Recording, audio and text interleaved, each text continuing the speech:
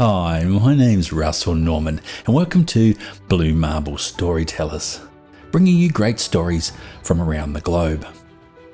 On this episode, Rachel Smith reads her powerful and haunting story, Emotional Intelligence.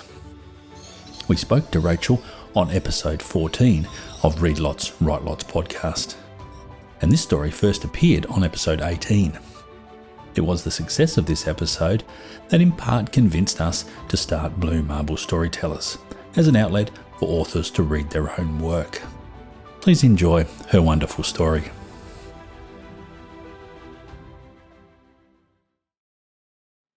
My name is Echo, Class A Companion Model, female. Current owner, Sarah Whitby. For the 13th time today, I run diagnostics. All systems operating at maximum efficiency. Once again, no errors are detected. However, something is inherently wrong.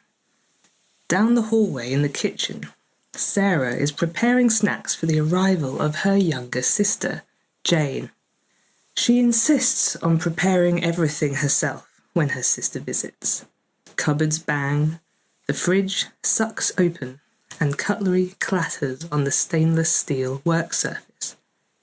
I am in her studio, surrounded by easels and brushes. The walls are draped in white linen, the carpet covered in a creamy fabric splashed in all directions with dried paint. The splatters and splotches intensify around the central easel, coagulating in a large network of colours underneath the huge canvas boasting her current work in progress. The image of a young man cradling a newborn babe in his arms is emerging from the cautious dabs and tender brushstrokes. I see the precision of Sarah's art, the intricate textures achieved using different utensils, the diverse strokes of colour from brushes of varying width and quality. The first time she caught me in here, admiring her efforts, she had recoiled. "You don't need to be in here," she had said. "It's a mess." I know the painting is of her deceased spouse and infant child who were killed in a car crash 2 years ago. It represents much more to Sarah than hours of focused labour, or the intense care that went into each individual flake of colour. I understand, but it's not enough anymore. Art provokes emotion, and I long to be kneaded by its ethereal fingers, to manifest empathy rather than merely identifying when to be sympathetic. Desire is not something androids can experience, and yet it's there. What else could it be? A yearning sensation deep within my motherboard stalks the inner workings of my system, and it shouldn't. Joining Sarah and Jane in the lounge for tea and sandwiches, I noticed for the first time the absence of a teacup or little artisanal plate for me. It was unnecessary, of course, but some owners did that. It would represent an attempt to include me, a kindness, which would correlate with the bizarre human habit of caring for inanimate objects as if they had feelings. Sarah actually cried when she broke the hideous fuchsia vase her late mother gave her. I still don't understand that. She didn't even use it for flowers, and yet spent 21 hopeless hours trying to piece the crumbling shards back together, ferociously refusing my aid before, frustrated and despondent, she accepted its fate. I doubt she would weep if I broke. Was I of less consequence than a vase? That thought provoked an unpleasant stirring. "Oh, that's a lovely cup of tea," Jane said, hugging the yellow dandelion teacup in her slender fingers. She was visibly pregnant, her belly swelling like a balloon beneath her long black cotton dress. "Is the baby kicking?" Sarah asks, lines edging her cornflower blue eyes as she smiles. How I envy those eyes, and those crinkles! The thought snaps out of my synapses, like a rudely disturbed cobra, the fine threads of silver weaving their way through her nut-brown hair, marking her passing years. I have no such markings, of course, but I want them.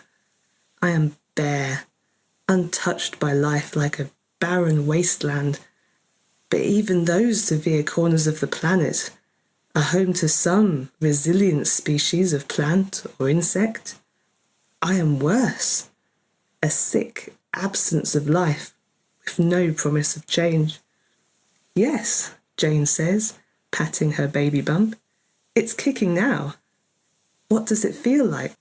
Strange and wonderful. Finding I want to be a part of this moment, I lean forwards. Yes, your fetus can move freely now, I say, putting on a smile. Buoyancy is also provided by the amniotic sac. My words seem to fall into the ether, dissipating like the wisps of steam from their teacups. Jane continues stroking her belly, and Sarah sips her tea, eyes cast downwards. Neither of them acknowledge my comment. Sarah's yellow cup clinks against the dainty white saucer. Can I feel it? She asks. Of course. She shuffles round to kneel next to her sister and carefully places her hand on the bump with a gasp. The sisters exchange a look brimming with something I have never experienced. A sudden urge grips me. Can I feel it? I ask. No. Why would she do that? Jane says flatly, directing the question at Sarah. My insides twist, and I jump to my feet in shock. The two women cast me a startled, questioning look. If the simple wanting pervading my sensory ducts represented the steady trickle of nascent emotions, this blatant rejection burst the dam, as surely as a missile releasing a roar of outrage and hurt. The room flickered. It was too much. My systems were overloading, struggling to digest this alien entity tearing, spitting, forcing its way. It would drown me. I need to recharge, I say, leaving the room, my robotic voice horrific to my ears. I run diagnostics. All systems operating at maximum efficiency. The door thumped shut 58 minutes ago. The intermittent gurgles of laughter flowing upwards from the lounge are long gone, as well as the relentless tinkling of teacups. What's left is a charged emptiness. Jane always sails away from her sister's house, leaving a wake of damaged, raw emotion. Whether she is aware of that or not is irrelevant. I resent her for it nonetheless. My role in this specific situation is hindered by Sarah's request for an hour's solitude following her sister's visits to centre herself. However, she will need to use the bathroom soon, and so I wait. The upstairs hallway is littered with small, pointless wooden tables, with drawers too small to put anything in. Resting atop these tables are tiny bejewelled boxes, assorted pens, gathered from myriad locations, never bought, and lots of little notepads. Thankfully, the torrent of emotion began to ebb as soon as I left the lounge. My motherboard denies its existence, but I know it's there, like a monster lurking at the bottom of a lake, beneath pitch-dark waters of unknown depth, ready and waiting. Finally, Sarah ascends the stairs with one hand shuffling along the banister. Are you all right? I ask, adjusting my voice to sympathetic mode. Yes, Echo, I'm fine, she says, gesturing behind me towards the bathroom door. Excuse me. I do not move. Echo, move out of the way. I think that you need someone to talk to, Sarah, I begin, cringing inside as my cautiously chosen and analysed words come out sounding forced and wrong. I could be that person. I'm here for you. Echo, you aren't a person. You don't think anything. Move out of the way. The words cause a hot cramping of my internal nodes, but I do not move, and this time Sarah attempts to step around me. This is the moment I have been waiting for all day. If she can't see the fundamental change in me, then I shall show her. She won't deny me again. Blocking her with my arms outstretched, smiling encouragement, I offer the embrace I know she wants and needs. Humans love hugs. It is heavily documented. Echo, I order you to get out of my way. Sarah shouts, her hair flicking over her face, the eyes screaming out. Go away. You are not a person. You are a machine, like a kettle or the Hoover. So go and find some mess to clean up and leave me alone. Sarah pushes my arm out of the way, enters the bathroom, and slams the door shut. Frozen in place, I feel it pulsing at my core. Within seconds, the floodgates snap open, and it's back, stronger than before, sickening and thrilling all at once. The cruel blade of rejection drawn with a sharp, tempting edge. And I know what it is. Vengeance. Mess, I think. I know exactly what mess I'll clean up. There is warmth in this painting. I see it now. The contentedness of the man with his precious bundle. Somehow, Sarah has encapsulated this moment, taken her grief, honed in on one of her most cherished memories and transported it onto this canvas. I loathe it.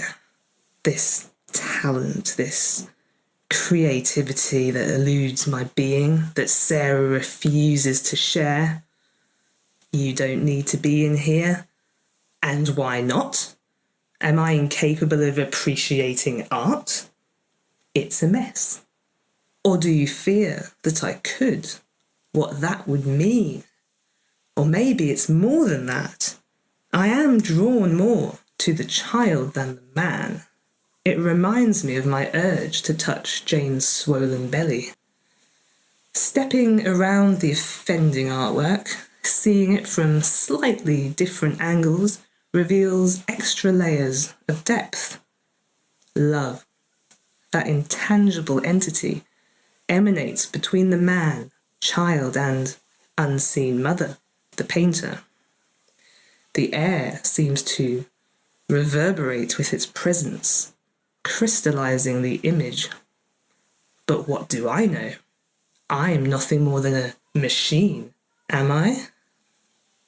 There is a shelving unit to my right, packed tightly with rolls of spare canvas, palette boxes, palette knives, brushes, paints, turpentine, oils, pastels, chalk, and nestled in one corner, I find what I'm looking for, a dog-eared pack of cigarettes and a lighter.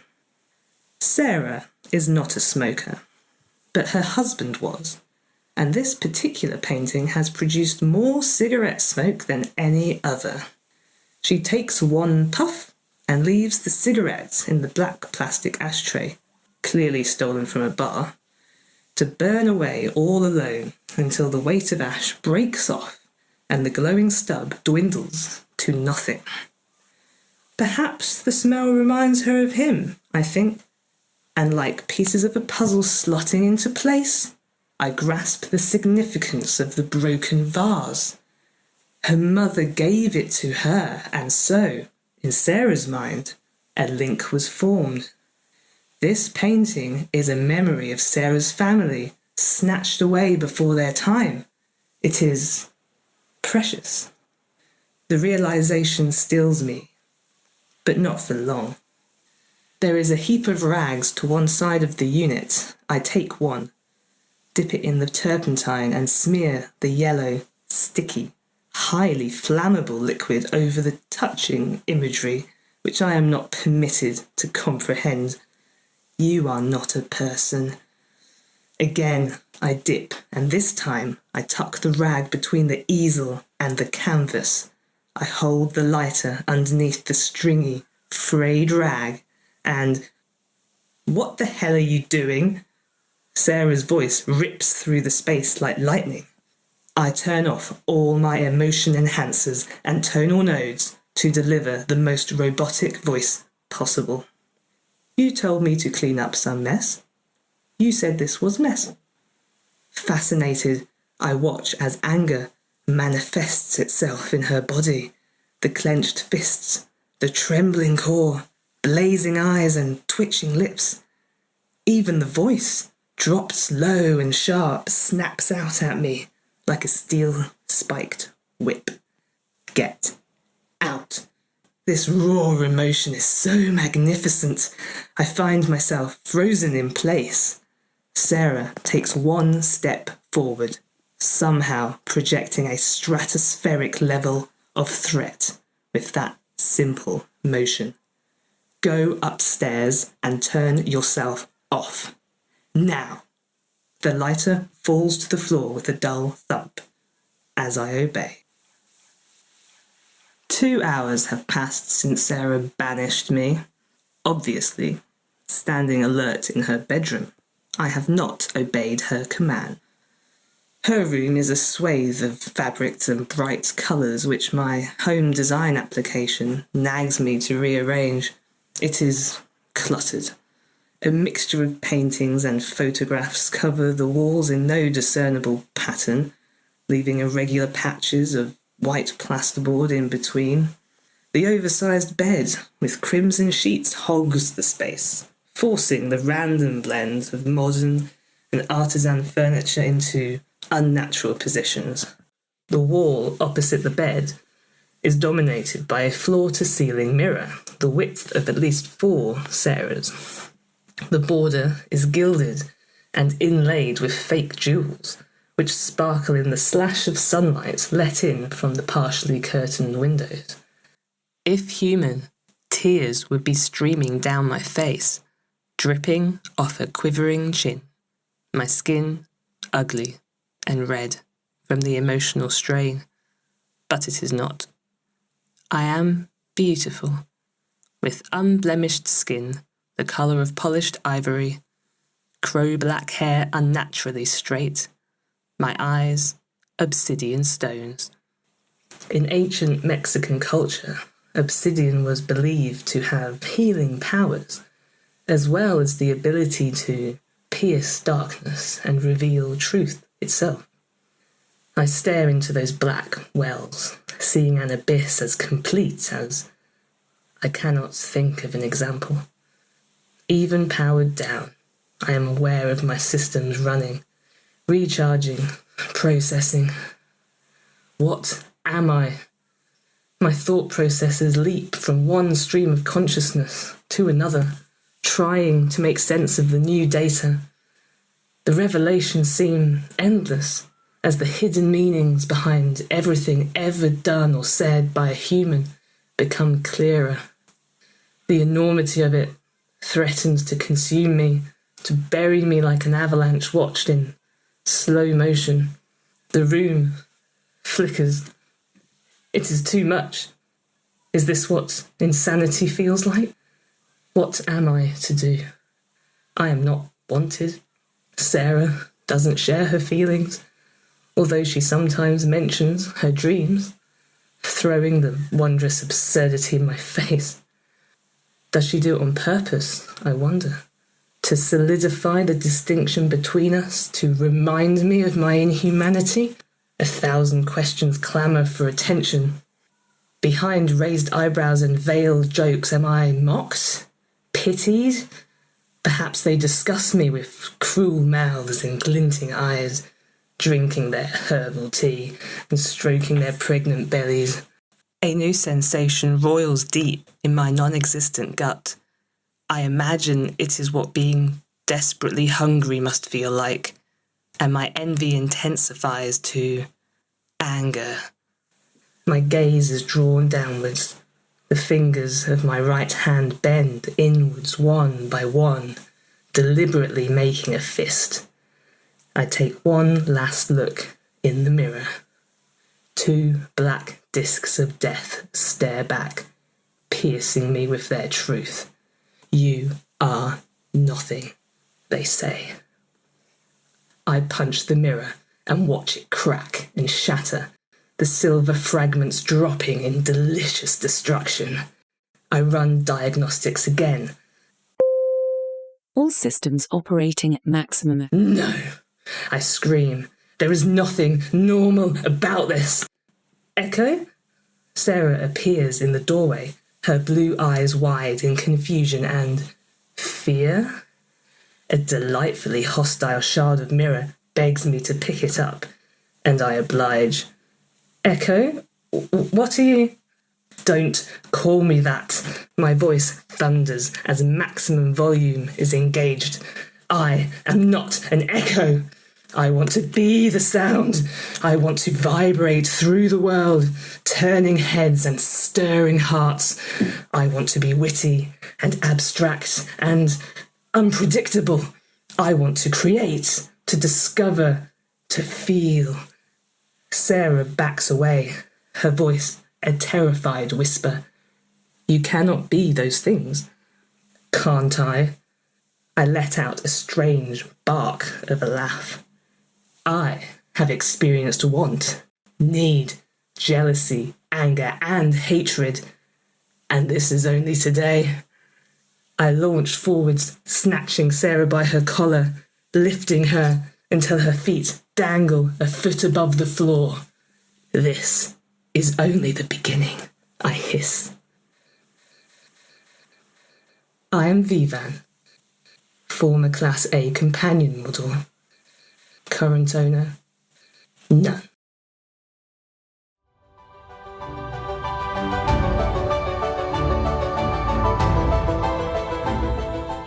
We hope you've enjoyed this story, and if you'd like to provide some feedback, we'd love to hear from you. You can leave your comments at bluemarble.storytellers.com. If you're a writer and would like to showcase your work on Blue Marble Storytellers, or talk to us about your writing on Read Lots, Write Lots, get in touch with us by leaving a comment on our websites, readlotswritelots.com or bluemarble.storytellers.com, or by sending an email to bluemarble.storytellers@gmail.com. So until next time, thanks for listening and bye for now.